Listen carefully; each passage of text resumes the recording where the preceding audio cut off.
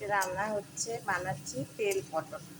এই যে পটলটা ভেজে নিয়েছি, কালো জিরে ফোড়ন দিয়ে জিরে, আদা, লঙ্কা বেটে নিয়েছি, একটু এলাচও দিয়েছি, এলাচ দারচিনি টেস্ট হওয়ার জন্যে। তারপরে এই যে কালো জিরে ফোড়ন দিয়ে এটা বসিয়ে এই যে মশলাটা কষানো হচ্ছে, ভালো করে কষিয়ে নিয়ে হয়ে গেছে। এবার আমি পটলটা দিয়ে দিচ্ছি,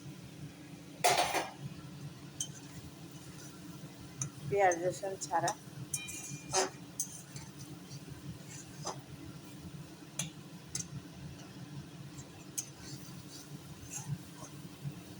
সামান্য একটু মিক্সার ধোয়া একটু জল দিচ্ছি।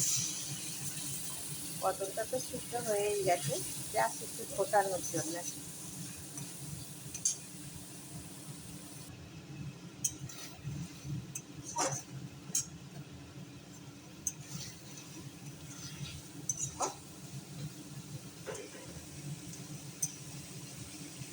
হয়ে গেছে আমার তেল পটল, আমি নামিয়ে নেব।